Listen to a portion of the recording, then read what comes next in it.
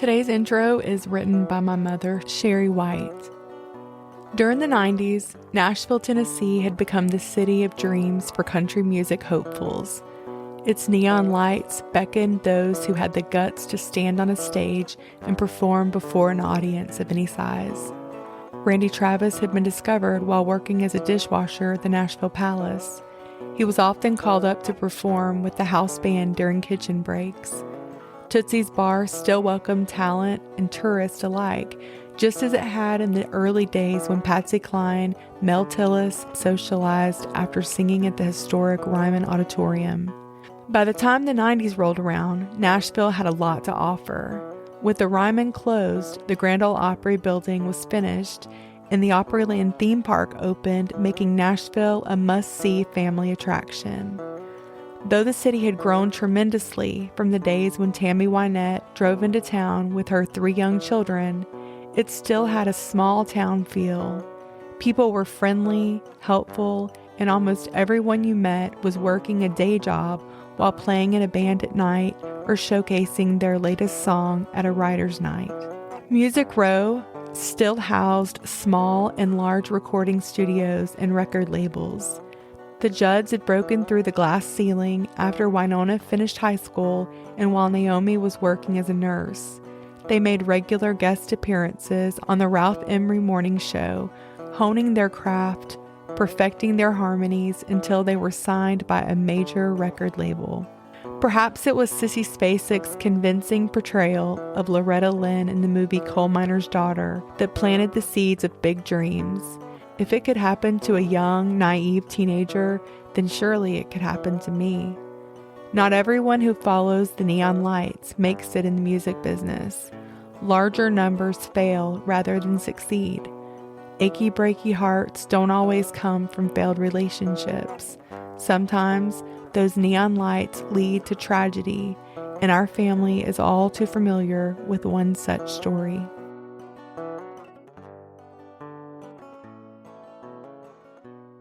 I'm Darlene. And I'm Melody. This is Hard Times and True Crimes.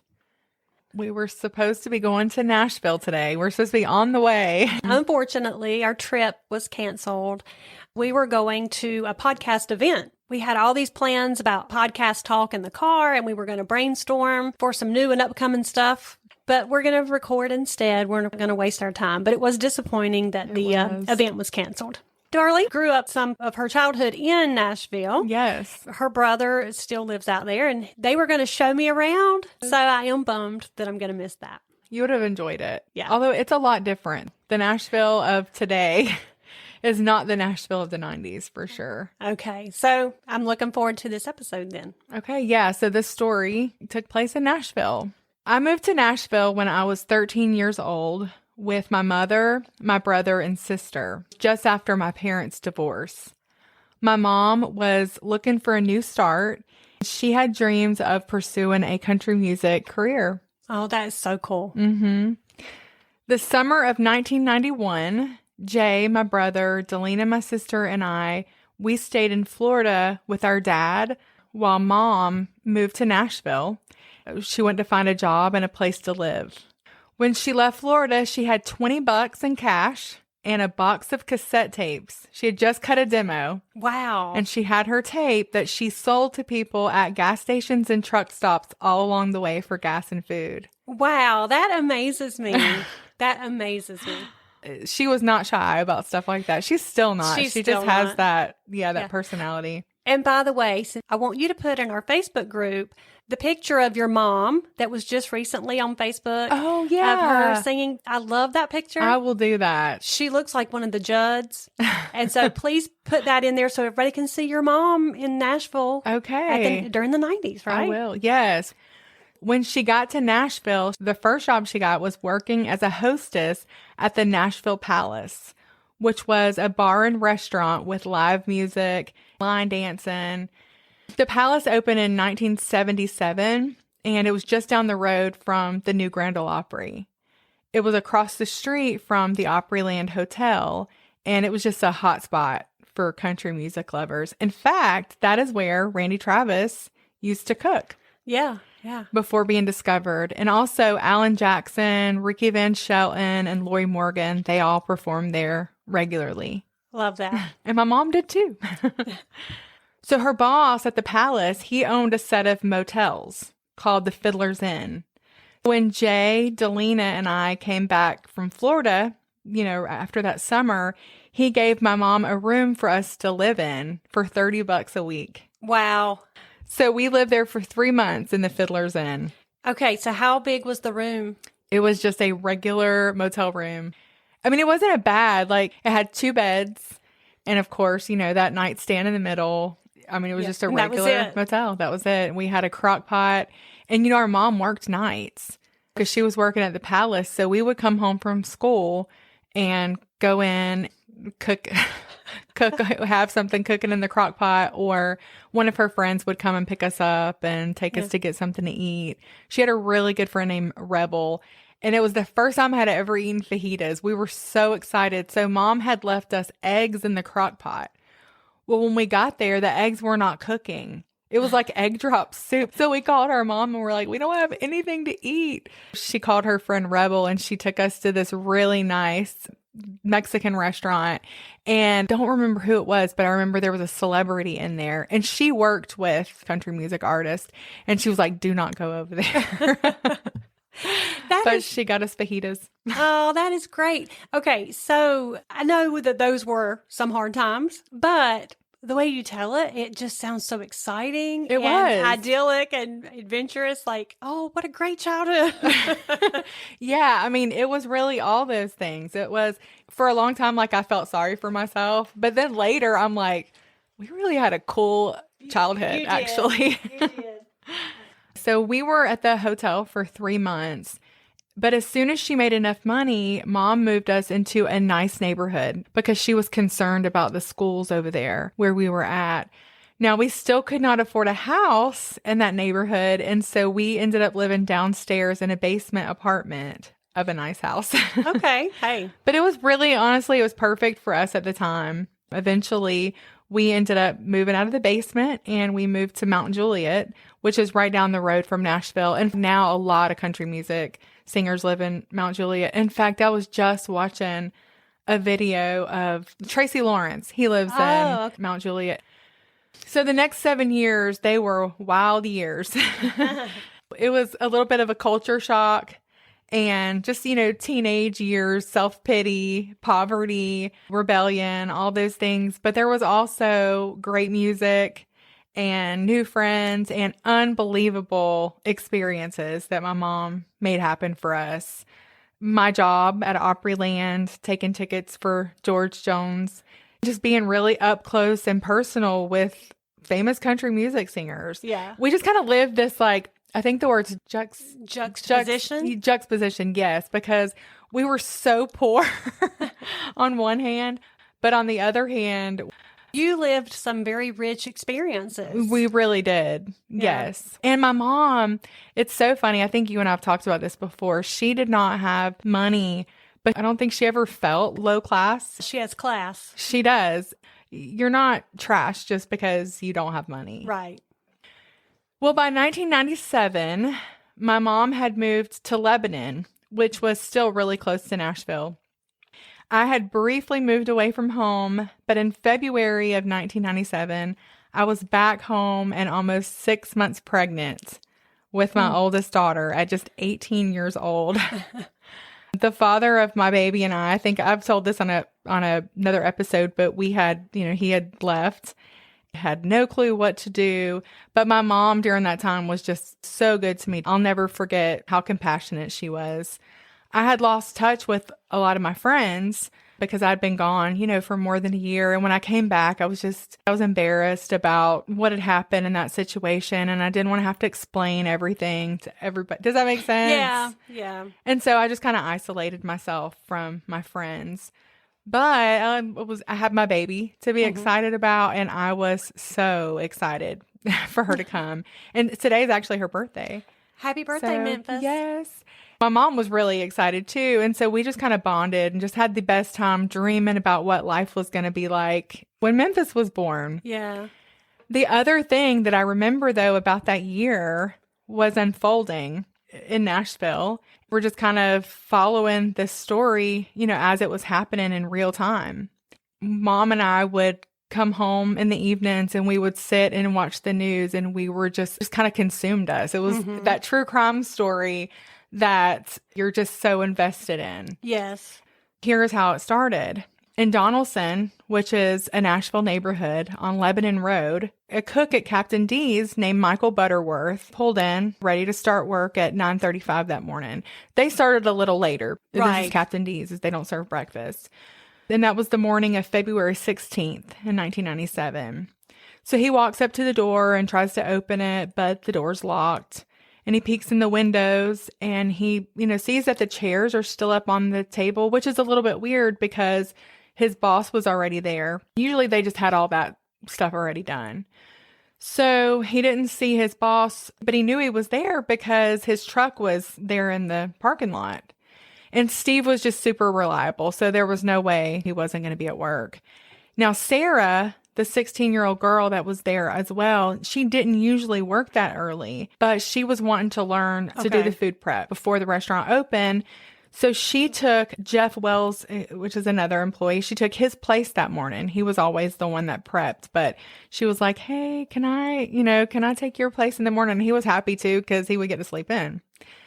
So Michael went around to the back door and knocked, but still couldn't get Steve or Sarah to the door. He could hear that the radio was playing.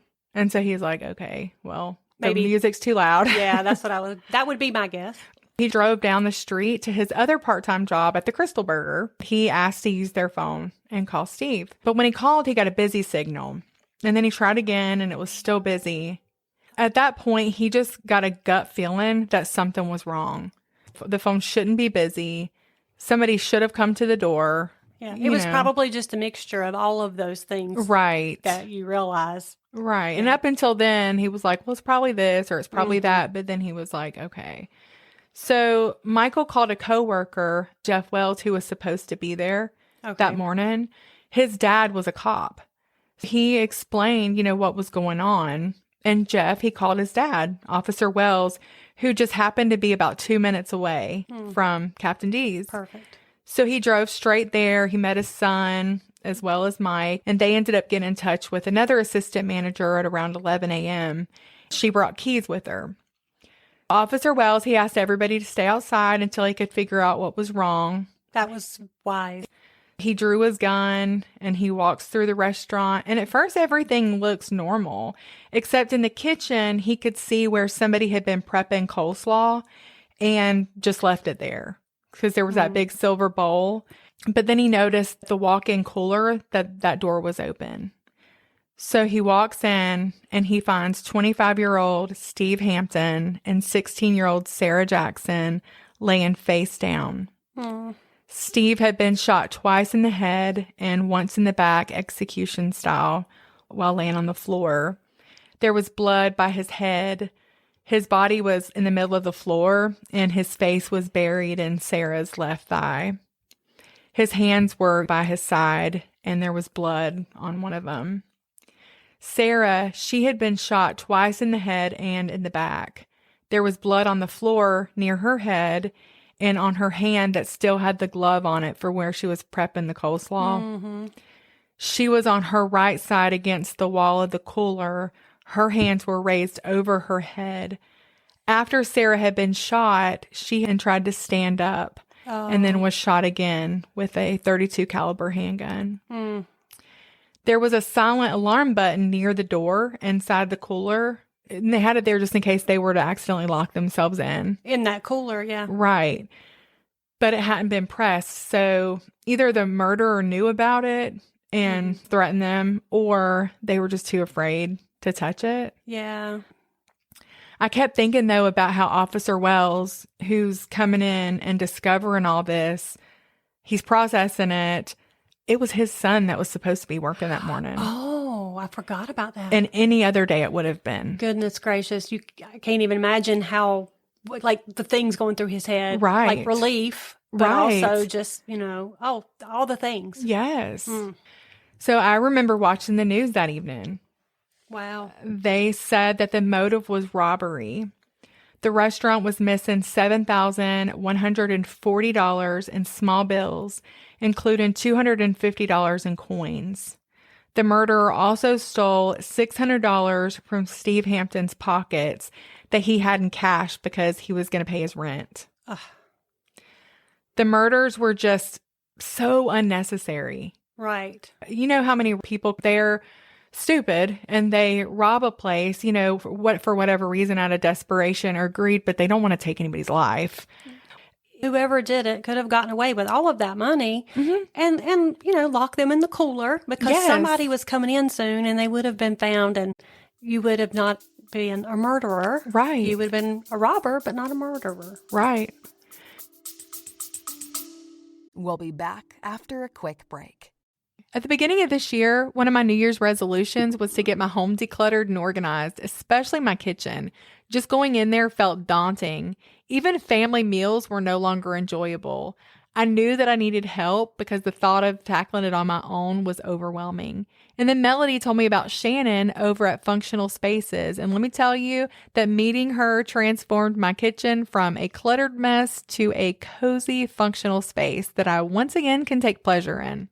Everyone has that one chaotic area in their home that requires excessive time and energy to manage. Many of us can identify more than one. For Darlene, that was just inside her kitchen door. Yes, everybody would come in and throw mail, keys, and coats all over the counters and chairs. I told Shannon this was such a source of stress for me. Why couldn't everybody just put their stuff away? And she explained that we could easily turn that area into a place of peace and productivity, a true functional space. We added a coat rack with key hooks and a small mail bin, and that has been a game changer. That's just one example of the difference she made. Functional Spaces is based in the Triangle and serves Central North Carolina. If you're ready to experience that same transformation, go to functionalspacesnc.com and fill out the contact form. You will receive a link to schedule your discovery call to chat about your project area. Again, that's functionalspacesnc.com. Tell her your friends at Hard Times and True Crime sent you. There were a few clues left behind: a shoe print, some Camel cigarette butts that weren't the brands that Steve or Sarah smoked, but the surveillance tapes had been taken. I think their biggest break came, though, from employees of the Captain D's because the night before, a man had came by the restaurant around 11 p.m. with a Shoney's apron on. So Shoney's and Captain D's are parent companies. I don't know if you knew that or not. I did not. I didn't either. And Shoney's was a really big deal in the 90s. I remember Shoney's very well. We used to frequent there. We used to have one here in Ashboro. Really? Where the Roadhouse is. Okay, yeah. That used to be Shoney's. He came by telling them that, he'd just gotten off work from Shoney's, but he was saying that he needed some more hours and was interested in getting a job with them as well. The night manager had given him an application. Well, in the media, they were telling us, this guy's not a suspect. We just want to talk to him. He's a possible witness. They had learned by this time that around 9 a.m., a lady who was driving by Captain D's on her way to church that morning saw Steve Hampton, the manager, talking to a man with a piece of paper in his hands. Steve was kind of standing halfway in and out of the door. Mm-hmm. So the Metro Police believe this guy probably came back with the application. Yes. Asking Steve, hey, can I come in and talk to you about a job? What Right. a perfect ruse, Fast food restaurants are always in need of help. So probably no matter how busy he was going to take time to talk to this guy. There was a composite sketch released. This guy was in his 30s, muscular, tall, with dark hair. The Nashville area, we were just stunned. Not that murders never happened. Of course they did. But that just seemed so, like I said, unnecessary. Mm-hmm. And everybody just felt so bad for the families. A few days later, on Ellington Parkway, a man picking up cans on the side of the road found Steve Hampton's wallet with everything still in it, except for the money, of course. They were able to lift a partial fingerprint from his Blockbuster card. Huh, that's good. Yeah.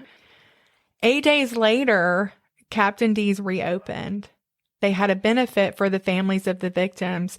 Steve Hampton had 2 daughters. Aww. He had a wife. I mean, it reminds me of my son, you know, 23 years old, and just he's about to have 2 children. Yeah. And it just really reminded me of their family. Yeah.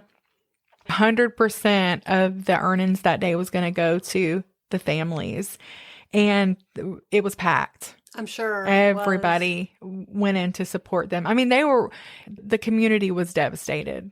Right. For them. Yeah. The Kiwanis Club was there. The president of Captain D's, representatives from just from the community far and wide came out.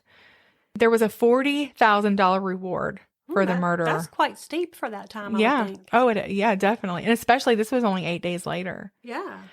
It was hard to put it behind us, though, because the killer was still out there. Mm-hmm. And we weren't really any closer to finding him. So everybody just kind of waited. By mid-March, for most of us, not the families, but for the rest of us, you know, life was just kind of starting to get back to normal. Because at first people were terrified, you know, working at fast food restaurants, like what's going to happen next? But by March, I had actually enrolled in beauty school. I don't know if you knew that. I did not but know that. I was going to get my nail tech license before my baby was born. And did you do that? No. Okay. I would have been a terrible nail tech. Because I'm thinking, well, why didn't you tell me? I need my nails done. I can barely paint my own nails.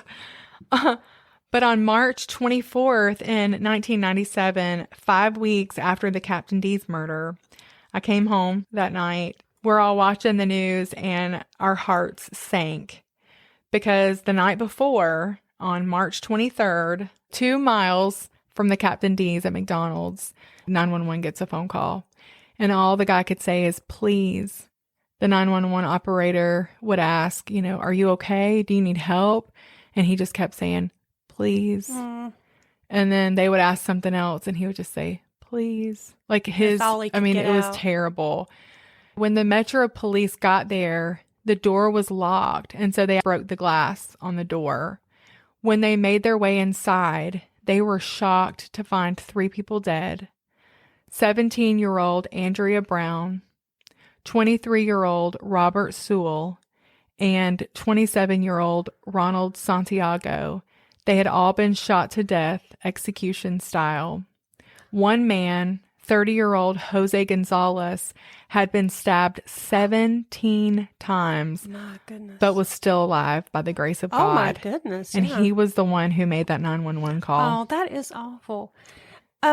Something popped into my head. I can save it. I can save the question for later. Go ahead. But both of those places, the doors were locked when help got there. Yeah, he locked them. He locked the door somehow and closed it behind him. On the way out? Yeah, on the way out. Probably to prolong people getting in there. Okay, but I'm wondering, like, do you have to have a key for that?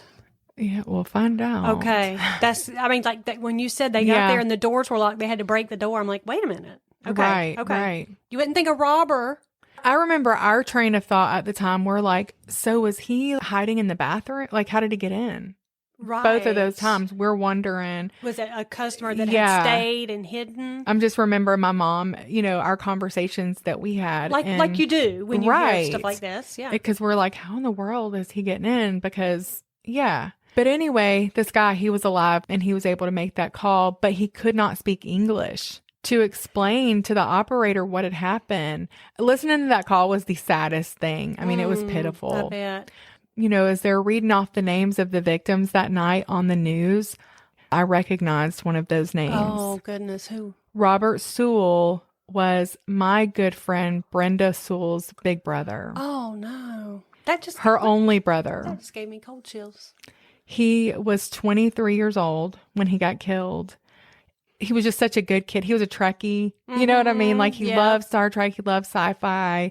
He was older than us. He was quiet, but just a good kid. And his parents were older. And I just remember knowing how that was going to devastate them. Yeah. Brenda was going to graduate from high school. This was the year she was graduating. Wow. So this happens in March and she's graduating. Just a couple of months later.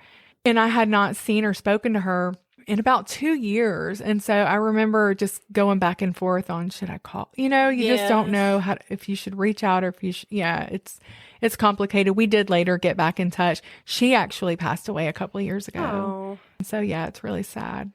Thank God there was this witness, right? Yes. But they actually had to revive him because, I mean, as you can imagine, he's lost so much blood. Yeah, I'm sure he was at death's door himself. Absolutely. He was barely alive. He was rushed to Vanderbilt, and all of Nashville was just on pins and needles praying that this guy's going to be okay. The police had him in protective custody under armed guards because somebody could easily just come in and try to finish the job. Yeah. Miraculously, he started coming around, though, and was able to give an account of what had happened that night. So it was pitch dark and cold that night in the 30s. At 11 p.m., the McDonald's employees, they're closing up. Ronald and Jose, they speak Spanish. They're kind of talking and joking with each other. Ronald unlocked the side door to let Robert and Jose out. And Andrea, she was headed for the door, but had to turn back around and grab something. So she goes in real quick and everybody waits for her, you know, like they do. She came back out and then everybody's going out to their car except for Robert because he's, you know, turning the key, locking the door. When all of a sudden, this big, tall, dark-haired man jumps out at him and he has a gun. Ugh. He told Ronald to call everybody back over or he was going to shoot him. He wanted them to come back. So he calls them back over, and nobody knows what's happening at that point. Right. When they saw the man with the gun, Andrea starts bawling, crying. She's terrified. Yes. He forces them inside. Jose would say how Robert was just whispering to her, just trying to, he doesn't know what he said because he doesn't speak English, but he talked about how Robert was trying to console Andrea and put his arm around her and it's like, it's going to be okay. You know, something to that effect. He told them that he wanted the money from the safe and the cash registers, and he forced them all back into the little manager's office where the safe was. Andrea's still crying, and Robert's, you know, still trying to comfort her. And then Ronald, he's trying to comfort Jose. Like, it's okay. You know, we're just got to give him the money, and then he's going to go. Ronald opened the safe and gave the man the money. And then he pointed the gun at him and told everybody to go to the back of the store, into the storage room. And he made them all lie face down. Jose didn't know what he said. Oh. So everybody else lays down, and he didn't because he didn't know what he said. But then he figured, okay, like he can see everybody else. So he gets down on his knees. But he turns around just in time to see everything that happened, which was Ronald shot in the back of the head twice. And then Andrea shaking and crying. And he leaned down and whispered something in her ear. And then he shot her in the back of the head. Oh, how horrible. Robert was next, knowing what was coming. And that guy actually leaned down and whispered something to him. And then he was shot in the head. The man turned around and then shot Andrea again, twice in the head. And then he turned around to Robert and shot him a second time. Jose is just watching and listening in horror to his coworkers literally gurgling, you know, these death rattles and just waiting for the inevitable. So the man turns and aims at Jose and pulls the trigger, but the gun doesn't fire. He tries again, nothing.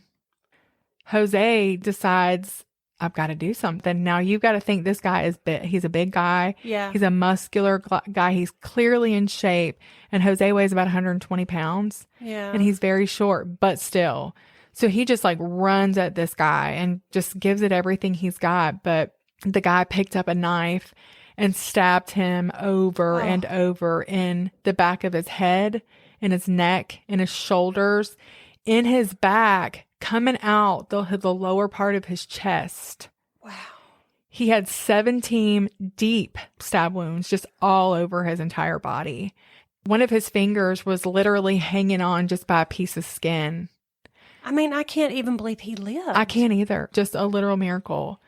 Jose, he decided at that point that he was going to try to stop breathing and play dead. Yes, very smart. So that's what he did. He heard the man going through the cash registers. When he knew for sure he was gone, Jose crawled to the phone and called 911. Wow. That call was made. So you remember that the closing was about 11. Jose made that phone call at 12:01, and the first Metro police officer got there at 12:04. They were on it. They were on it. Both times, really. Yes. They were on that. And thank God they have a more accurate description now of the murderer. Right. So my friend, I think I did mention that she was graduating from high school in a few months. And after her brother was murdered, her family's just devastated. And I read later that she said in an interview, he shouldn't be dead. He's not a gangbanger. He's not a drug dealer. So she got a job at Waffle House trying to take her mind off of everything and just to get back to some normalcy. And the media just followed her around everywhere she went. And she ended up just really going off on them because, she's 18 years old. She's lost her brother. It was just a rough time. So there was no escaping it. And on top of everything else for the families, the man still was not caught. Wow. Can you? And so they had like a composite of him. Yeah, they did. I think somebody would have recognized him. I know. And he just had Nashville in a chokehold. Right. Can you imagine the parents that their children are working fast food? No, as a matter of fact, I bet a lot of those parents made their children quit Oh, jobs. they did. They I did. would have. Lots of people did. Yeah. There was literally a serial killer out there targeting fast food restaurants. Right. And that was my question because obviously it's got to be more than a robbery. Why did he call all those people back in? Right. Why wouldn't you have just waited for them to leave and told the manager when everybody's gone, we'll go in and get the money? And it was overkill. It was. So he enjoyed it. He Yeah. enjoyed that killing. So he's obviously a serial killer. Right. There was no reason for, especially at the McDonald's, there was no reason for any of it at all. But especially at the McDonald's when, like you said, they were gone. They wouldn't have been able to identify him. So there was just no reason for it. No. I'm sure every fast food employee in that town was really scared. Definitely they were. Life, as it does, it has to go on. Yeah. About 5 weeks later, April 23rd, 1997, in Clarksville, Tennessee, it's still close to Nashville, but not inside Nashville. Michelle Mays and Angela Helms, they're closing the Baskin-Robbins at 10:25. Michelle, she had called her mom and asked her, hey, can you pick me up from work? And she's like, I can't, but I'll send your brother. And, they talked about, what do you want to eat for supper? And she was like, will you please make potato soup? And the mom was like, I'll try. And she regretted that. It just makes me feel so sad that she, just had regrets over that. But she was like, maybe I might.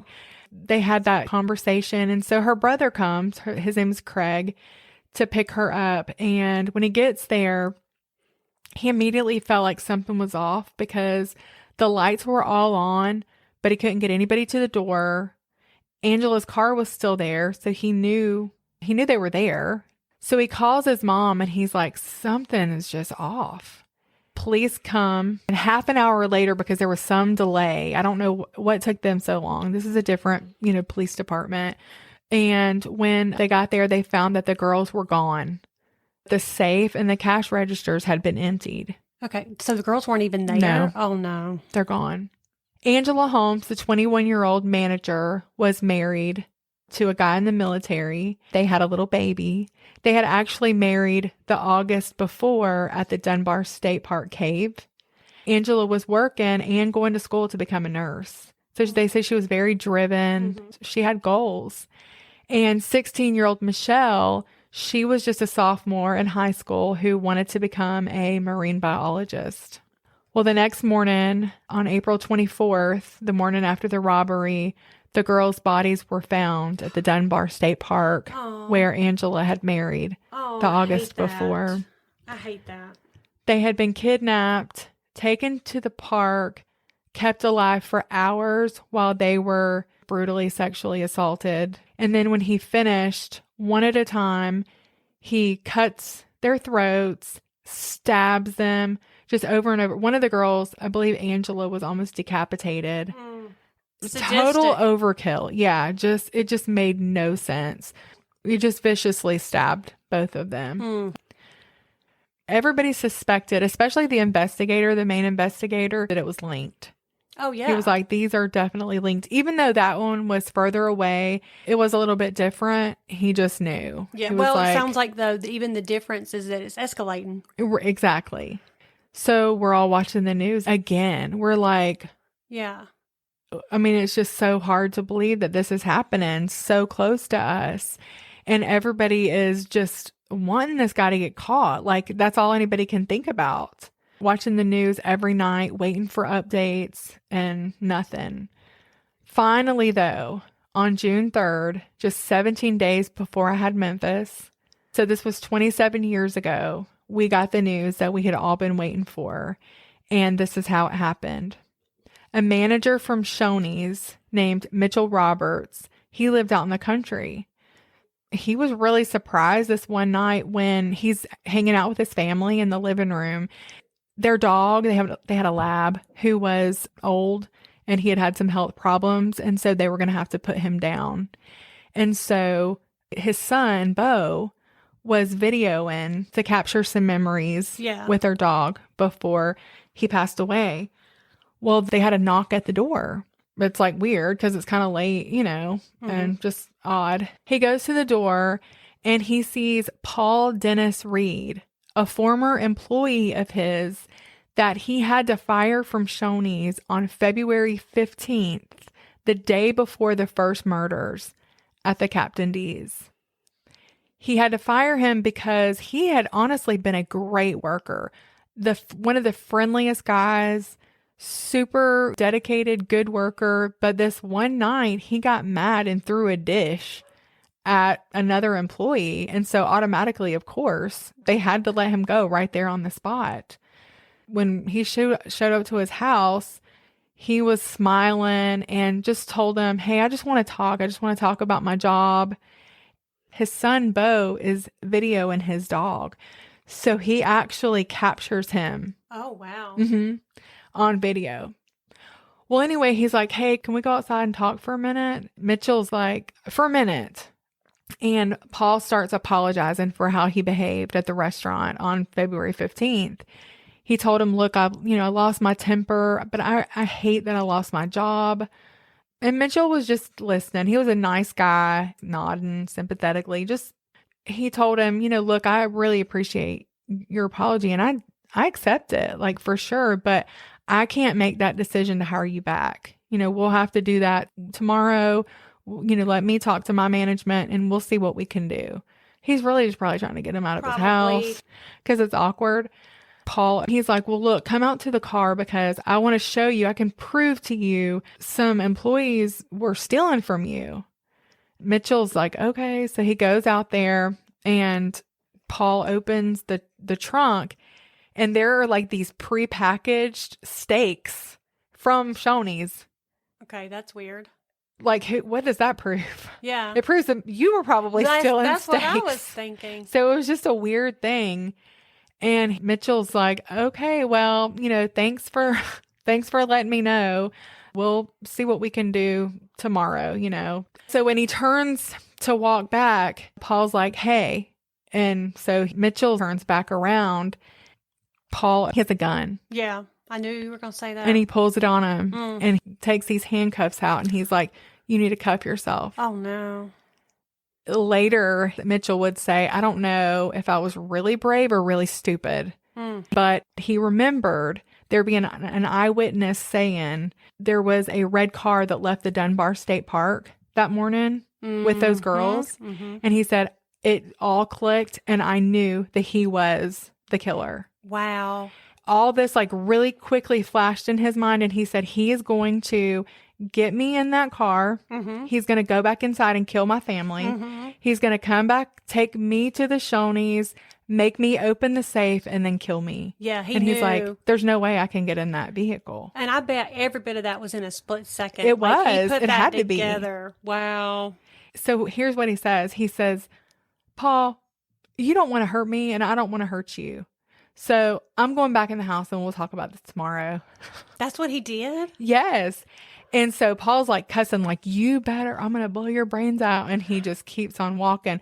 Well, Paul's coming after him. That's what I was thinking. Did he? Yeah. So he gets up to the door and he hollers to his wife. He's like, get the gun, get the gun. It's right there. But there really was no gun. Oh, He just said that to scare him, which actually he got in the door. He had shut the door and Paul's trying to open the door until he heard him say that. Oh, wow. And then he turns around and runs and leaves. Oh, man. That guy, that was so smart. It was brilliant. To me, that was just the Lord. Yeah. So. Wow. Obviously, Mitchell calls the sheriff's department or cops, whatever, and tells them, look, I know who the killer is. And he told them everything that had happened. So they came out, but he was gone. Right. He had already left. The video. Yes. But they had the video. So they're sitting there, they're talking to him. And, and Mitchell's just explaining kind of how he knows, like how he put everything together, which actually totally makes sense. The guy was wearing that Shoney's apron. Yes. It all really does come together. And had gone and gotten an application at the other place because he had been let go from the one the day before. Yes. Yeah, and all of that. it was right down the road from the Shoney's. Yes. When the cops were there, Mitchell got a phone call and he's like, who the crap is calling me right now? So he goes over and answers it. It is Paul Dennis Reid. Apologizing and saying, can I please come back? Can we please talk? And I bet he said, yeah, come on. He was like, yes, we can. So he comes and he's arrested. Yeah. So I remember them showing they had caught the killer. They're doing interviews with him and he's like, they have got the wrong person.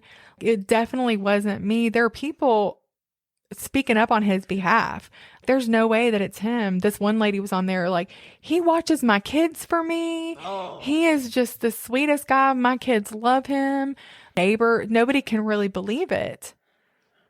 Who is this guy, right? Yeah.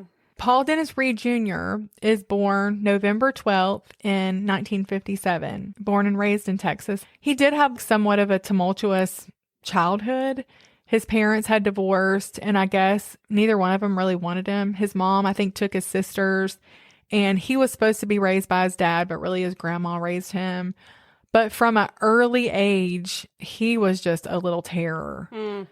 His grandma one time was like eating soup, and she found a tack in it that he had put a tack in her soup. Oh my goodness. He like caught her bed on fire one time, like set a match. Yeah.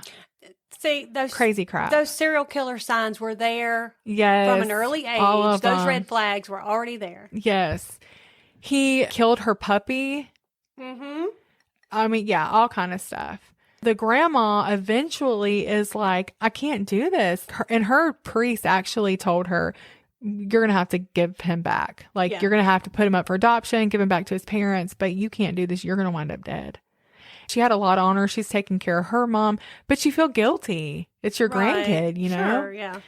But anyway, he goes and lives with his dad. Now, to hear him tell it, he had a very inflated sense of self. So I don't know how true this is, but to hear him tell it, he had like a great upbringing. Like everything was fine. He said that he was in the 4-H, that he raised a horse, chickens, he gardened, he played baseball, he was on the swim team, a regular kind of all-American boy. And I will say he was a good-looking guy. He wasn't ugly. He looked the part of a country music singer, which is why he came to Nashville, by the way. Oh. But his voice was, my gosh, it was crazy that he thought he could be a country music singer. Wow. Eventually, some issues happen between him and his stepmom, and he goes to live with his mom and sisters. Okay, supposedly though, before all that, he had suffered maybe some brain damage. He had been hit in the head several times. I don't know though, because I just feel like that's always everybody's excuse when they kill somebody, they were hit in the head. I know, and we've talked about that before, like how much does that play into it? I mean, it certainly can, but I feel like the defense overuses that. I think so too. And I mean, there's sin. I'm sorry. But we have sin. We can't just blame that on physical ailments all the time. Exactly. And if you're putting tacks in your grandmother's soup. At 5 years old. Right. Maybe it's just because you're an evil person. Yes, exactly. He goes to live with his mom and sister and stays with them until he gets kicked out for trying to sexually assault his sisters and his mother. What?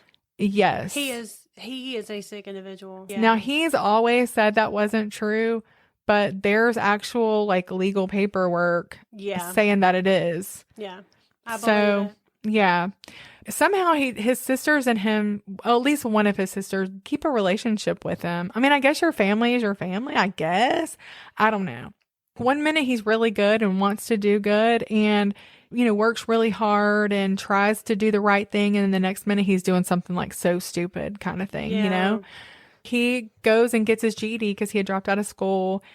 But then he starts robbing places. Mm-hmm. And he actually gets put in prison he got sentenced to 20 years, but he only served barely anything. He didn't hardly serve anything at all. He gets out and he decides he's going to move to Oklahoma to become a country music singer. Of course, it doesn't pan out for him. So he moves to Nashville. But before he moves to Nashville, he gets in a horrendous car accident that was not his fault. So he gets this settlement. And I think it's a lot of money. I feel like if I got a lot of money, I'm going to buy a house or I'm going to buy a car. Well, he gets plastic surgery. What? Yeah. Wow. His face to fix whatever imperfections he thinks he has, which I thought he was good looking before. He gets his plastic surgery and I guess is happy with his looks. And so he moves to Nashville. He is working at Shoney's during the day. That's one of his jobs. But then he's also performing country music wherever he could. So he's singing and I don't know who would let him. I mean, it would have to be karaoke. So his one-page biography said that he was 6'3" with a voice that could range over 2.5 octaves. That he was ambitious and seeking to become a full-time singer, entertainer, an outstanding vocal range. It was outstanding, all right. It sounds like he needed a Simon Cowell in his life. He definitely needed a Simon Cowell. To set him straight. His biography said that he was clean cut with excellent personal habits and enjoyed dressing well on stage. And he always displayed a respectable image. And really, he kind of did as far as his personal image went. He worked out at the gym every day. He was a regular there. He didn't drink. He took care of his body, I guess, but he was just evil.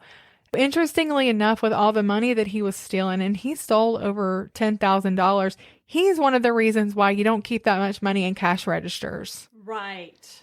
The crazy thing was he would get this money and he would take women on dates with it.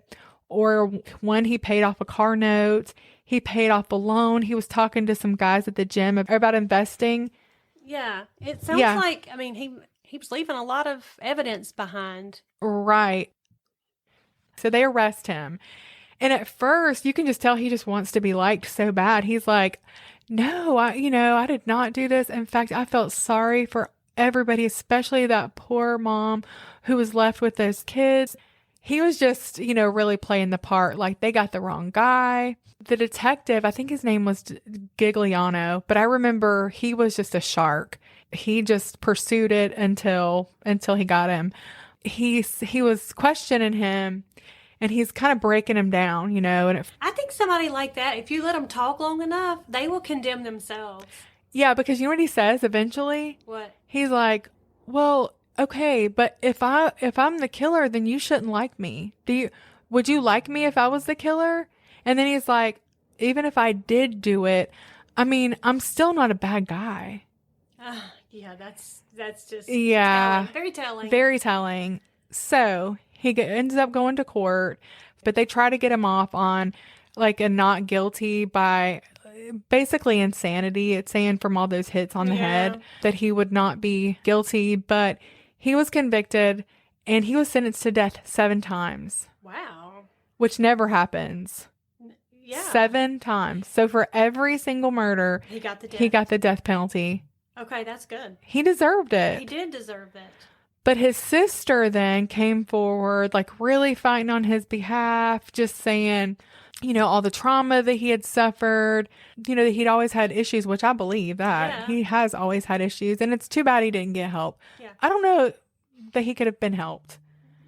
I mean, I hate to say that. I don't know if I should even leave that in the podcast. Yeah, you should. But there are certain people, I don't know. Yeah, I think there are some who it doesn't matter. You can try to help them all day long, and they're going to do what they're going to do unless they are stopped. And the fact is, he deserves the death penalty because he took a lot of lives. Yeah.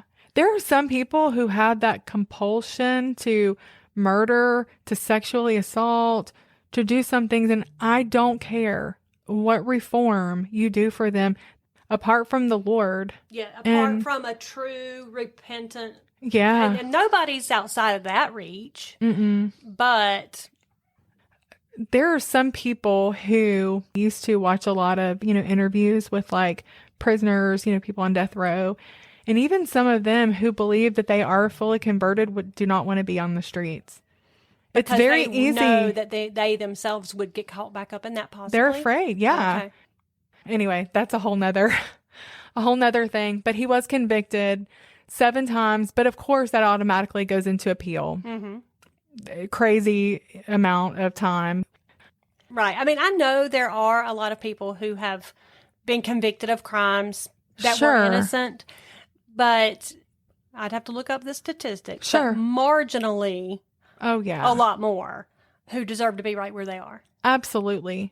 I think now, maybe like in 2024 and beyond, in order to be executed now, because we have the technology, there maybe should be some DNA evidence to tie it, but we didn't have that then.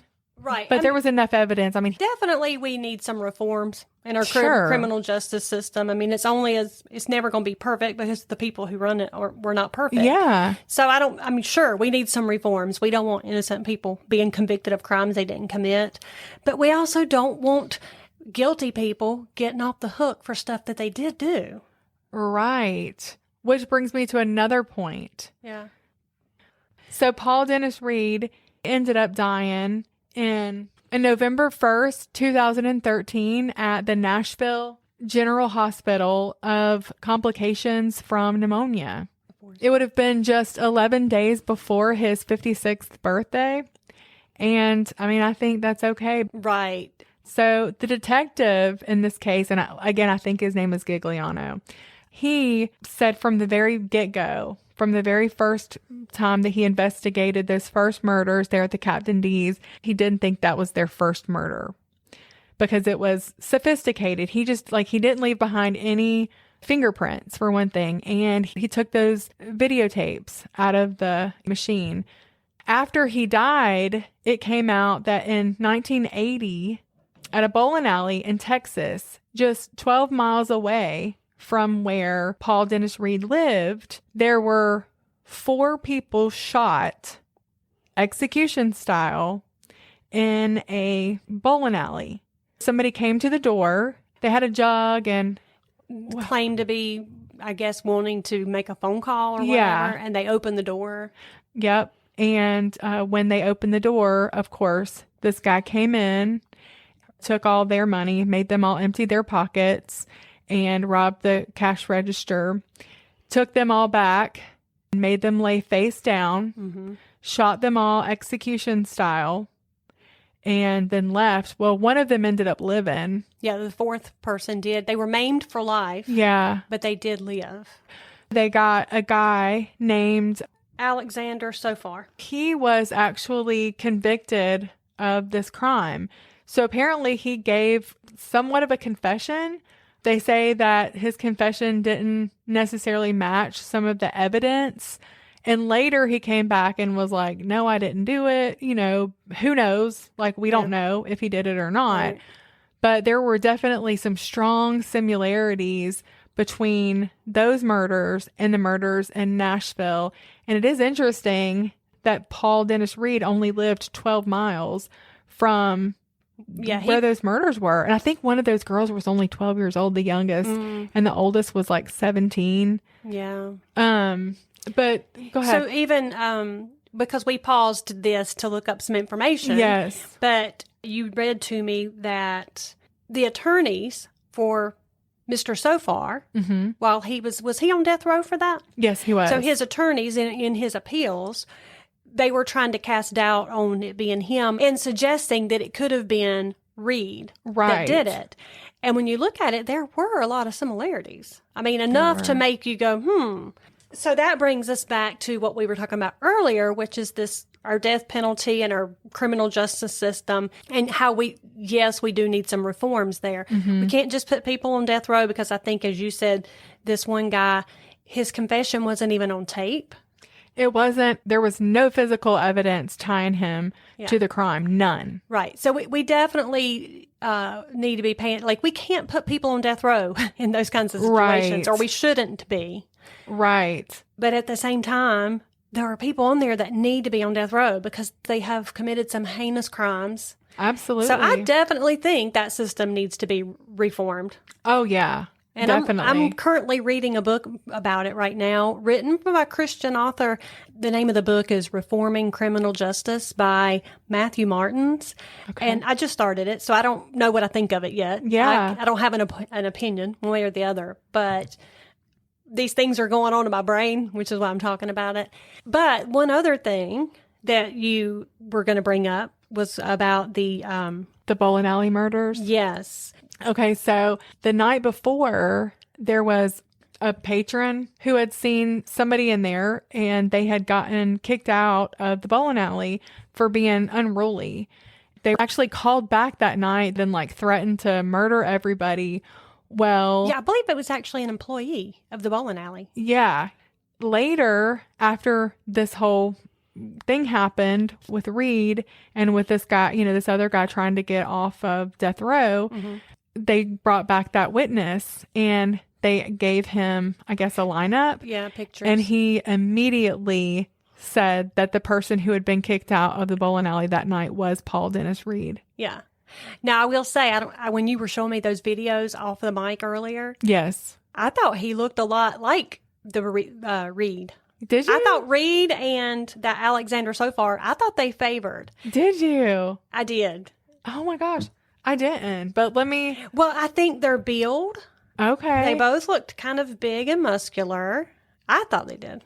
It just gives you a lot to chew on. Yeah, it does. It's just unfortunate that so many of those people lost their lives. To think when young people and teenagers, they're working their part-time jobs, they're just going to work. They're trying to do, their things, and their lives are cut short over something like this. It's just always so tragic to me. It is. So those were some hard times. Yes, they